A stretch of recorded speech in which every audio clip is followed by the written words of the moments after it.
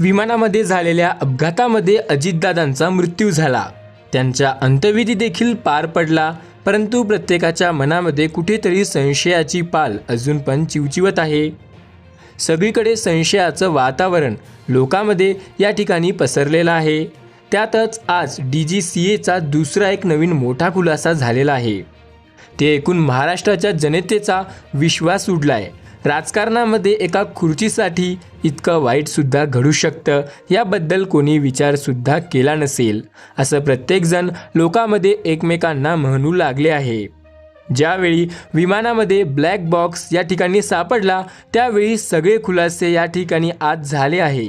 तसेच DGCAचा दुसरा रिपोर्ट आता आल्यानंतर त्या रिपोर्टमध्ये जे काही खुलासे झाले आहेत त्यामधून सर्वांच्या मनामध्ये जे काही संशयाचं वातावरण फिरत होतं ते अखेर या ठिकाणी खरं होत असल्याचं पाहायला मिळतंय. कालपर्यंत वाटत होतं की अजितदादा अपघातामुळे गेले असावे, तर काही जणांना असं पण वाटत होतं की त्यांच्या संपवण्यात आलंय. मग त्यांना खरं संपवण्यात आलं होतं का? का खरंच हा अपघातच होता? विमान तर व्यवस्थित होतं, मग मुंबईमधून विमान निघताना त्यामध्ये कोणीतरी छेडछाड केली असावी का? याबद्दल आज 2 नवीन रिपोर्ट आले आहेत.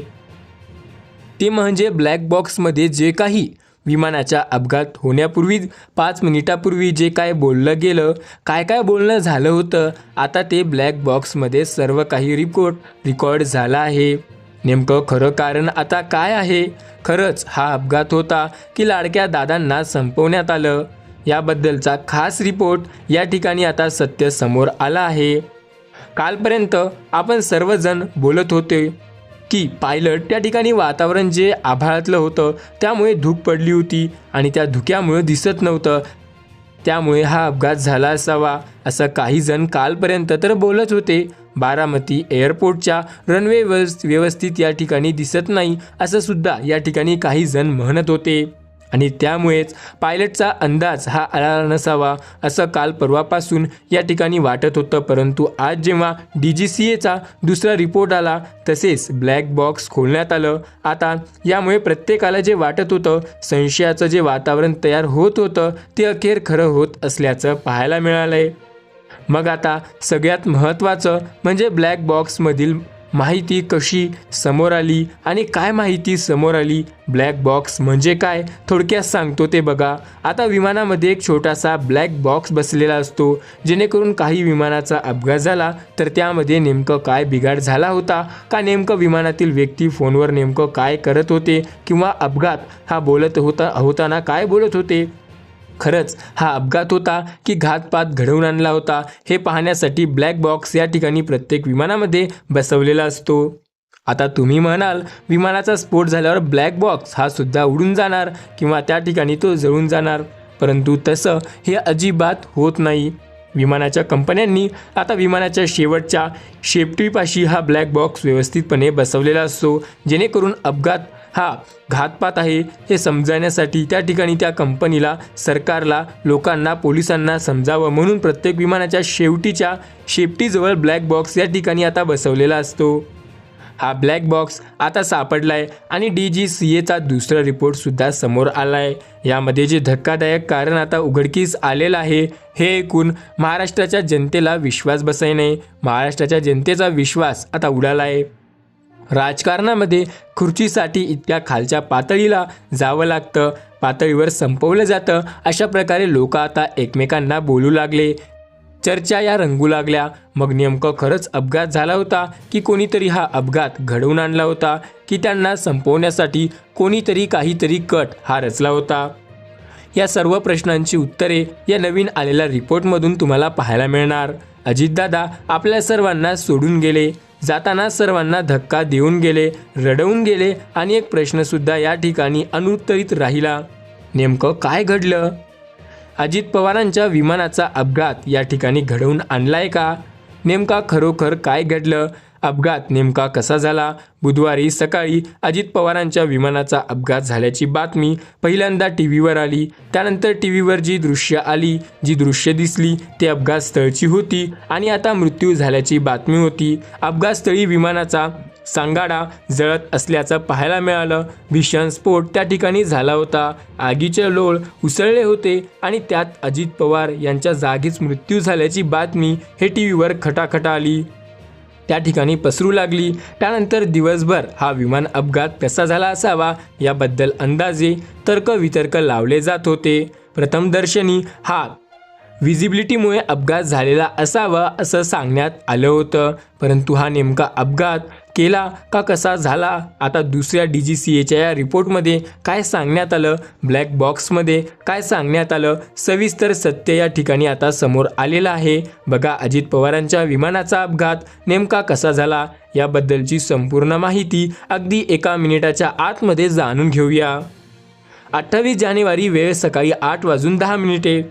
ठिकाण होतं मुंबईचं छत्रपती शिवाजी महाराज आंतरराष्ट्रीय विमानतळ.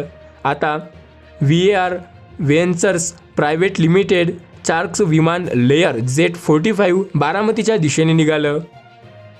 परंतु पुढे काही काळ होणार होतं याबद्दल कोणाला सुद्धा कल्पना नव्हती.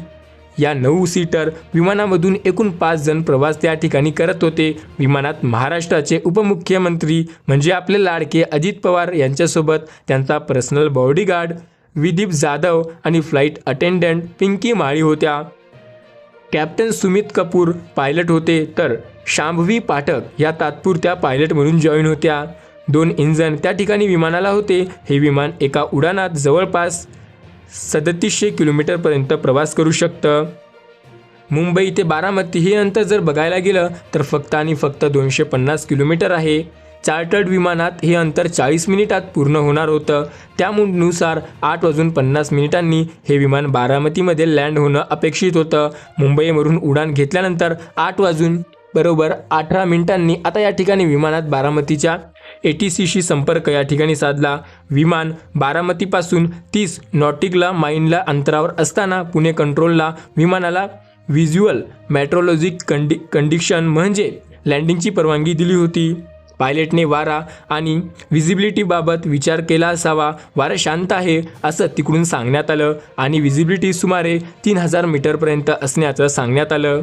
मुंबईवरून निघालेलं विमान 30 मिनिटात विना अडथळा बारामतीजवळ पोहोचलं. आता बारामती एअरपोर्टचा रनवे फक्त 6 किलोमीटरपर्यंत अंतरावर होता. तोपर्यंत एअर ट्रॅफिक कंट्रोल आणि विमानाच्या पायलटमध्ये संपर्क या ठिकाणी कायम होता. तो व्यवस्थित होता. ATCने विमानाला रनवे 29 वर लँडिंगची परवानगी सुद्धा दिली होती. विमान फार कमी उंचीवर उडत होतं. लँडिंग अटेम्प्ट होणारच होता, पण पायलटने विमान रनवे 29 वर उतरण्याऐवजी ते अचानक त्या ठिकाणी वळवलं. DGCA कडून मिळालेल्या दुसऱ्या माहितीनुसार जेव्हा पायलटला विजिबिलिटी कमी दिसत होती, त्यामुळे पायलटने लँडिंग अटेम्प्ट थांबवला आणि गो राऊंड करण्याचा निर्णय घेतला. जर पायलटला लँडिंग करताना रनवे स्पष्टपणे दिसला नसेल किंवा लँडिंगमध्ये कुठली अडचण असेल तर पायलट गो राऊंडचा निर्णय घेतात आणि पुन्हा हवेत गिरट्या मारतात आणि लँडिंगसाठी सिग्नल मिळाल्यानंतर लँडिंग अटेम्प्ट करतो. अजित पवारांच्या विमानाच्या पायलटने सुद्धा हाच निर्णय घेतला. त्यामुळे आता अजितदादा पवार आणि त्यांचा जो पायलट होता त्याने विमान पूर्णपणे गोल फिरवला. अजितदादा पवारांच्या विमानाच्या पायलटने सुद्धा हा निर्णय घेतला. त्यामुळे आता अजित पवारांचं विमान आकाशात गिरट्या घालताना दिसत होतं. तेथील लोकांना सुद्धा, शेतकऱ्यांना सुद्धा तसं सांगितलंय. मग आता गो राऊंड केल्यानंतर बारामती ATCने विमानाला त्यांच्या स्थितीबद्दल परत एकदा विचारलं. तेव्हा विमानाच्या क्रूने सांगितलं की ते रनवे 11च्या दिशेने जात आहेत आणि पायलटला हेतू विमानाला रनवे 11वर उतरवण्याचा होता. ATC कर्मचाऱ्यांनी पायलटला विचारले, तुम्हाला रनवे व्यवस्थित दिसतोय का, आता सांगा. त्यानंतर त्यांच्याकडून नाही असं उत्तर आलं. त्यानंतर विमानाच्या क्रूने सांगितलं की रनवे दिसायला लागला, ते संपर्क साधतील आणि काही वेळानंतर लगेच रनवे दिसतोय असं क्रूकडून ATCला सांगण्यात आलं.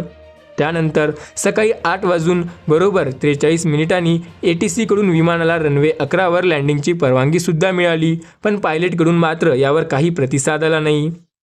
टेक्निकल भाषेत सांगायचं तर लँडिंगची परमिशन मिळाल्यानंतर पायलटने रेड बॅक सिग्नल त्या ठिकाणी दिला नाही आणि पुढच्या जास्तीत जास्त 45 सेकंदात म्हणजेच 8:44 रनवेच्या टोकाला आगीच्या ज्वाला दिसायला लागल्या.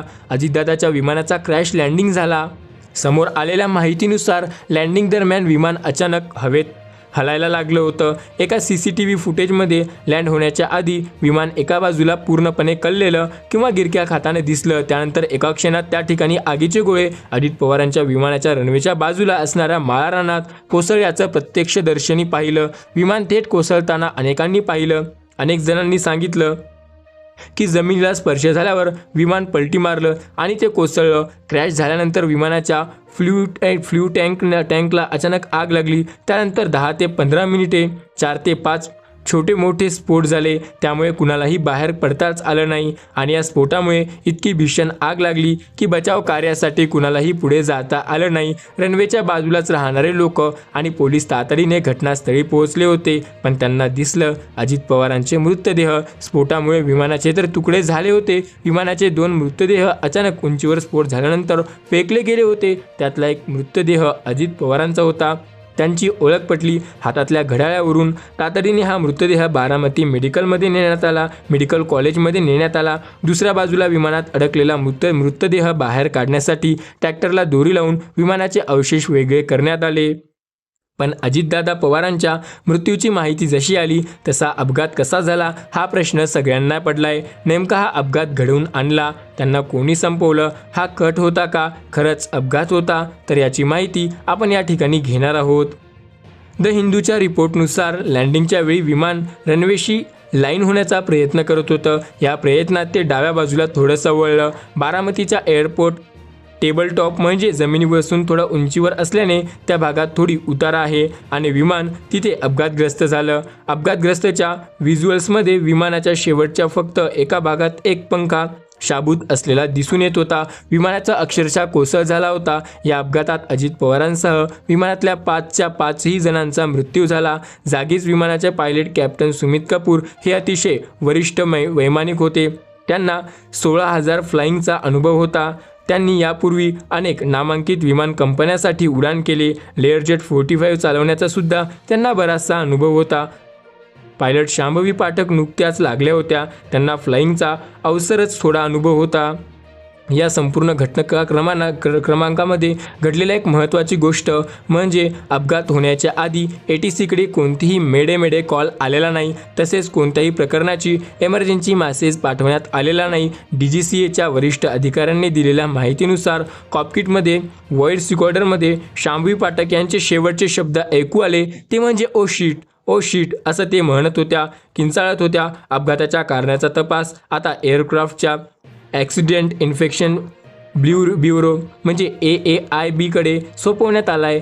AAIBने विमानाचा ब्लॅक बॉक्स ताब्यात घेतलाय. ब्लॅक बॉक्समध्ये विमानातील संभाषणाचं रेकॉर्ड आहे. त्यासोबत तांत्रिक बदलांची सुद्धा नोंद आहे. त्याद्वारे आता अपघाताची आणखीन एक उलगडा होईल, पण त्याला अर्थातच वर्षभरापेक्षा जास्त वेळ लागू शकतो. केंद्रीय नागरी विमान वाहतूक राज्यमंत्री मुरलीधर मोहोळ हे म्हणाले की प्रत्यक्षदर्शींनी मिळालेल्या माहितीनुसार ATC आणि पायलटच्या संभाषणातून बारामती विमानतळावर व्हिजिबिलिटी असल्याचं दिसून येत होतं. विमान अपघात तपास पथक दाखल झालं असून त्यांच्याकडून तपास सुरू आहे. DGCAची माजी अधिकारी कॅप्टन प्रशांत डल्ला म्हणजे की या अपघातासाठी खराब हवामान हे मोठं कारण असू शकतं. बारामती विमानतळावर रेडिएशन फॉग म्हणजे रात्री 2 वाजल्यापासून सकाळी 9 वाजेपर्यंत धुक्याचा एक स्तर होता. पायलटने लँडिंगसाठी 2दा प्रयत्न केले होते, परंतु दुसऱ्या प्रयत्नात हा अपघात झाला. सुरुवातीला हे विमान लो व्हिजिबिलिटीमुळे रनवेवर अपेक्षित टप्प्यात लँड झाला नसेल आणि रनवे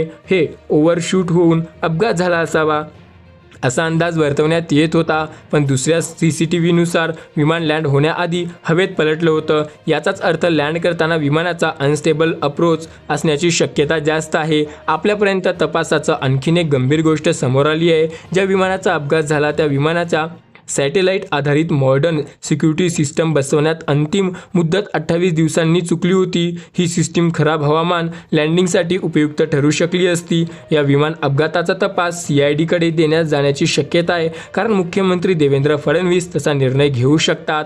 बारामतीच्या रनवेवर पुरेशा सुविधांचा अभाव हेही एक कारण असू शकतं. बारामती विमानतळाचे रनवे MIDCच्या ताब्यात आहेत. तिथे ILS आणि अग्निशामक दल यांसारख्या मूलभूत सुविधांचा सुद्धा अभाव आहे. त्यामुळे पायलटला हे व्हिज्युअल अपरेन्स न मॅच्युअर लँडिंग करावं लागतं. भारतीय एअरफोर्स आता अशा छोट्या स्ट्रिप्सचे निरीक्षण करणार आहे। सध्या तरी ब्लॅक बॉक्समधून काही माहिती समोर येईल याकडे सर्वांचं लक्ष आहे। अजितदादा यांच्या अपघाताचे सत्य लवकर बाहेर समोर येईल। तोपर्यंत अशा प्रकारचे व्हिडिओ पाहण्यासाठी आपल्या ASA मराठी यूट्यूब चॅनलला आत्ताच सबस्क्राईब करा। धन्यवाद।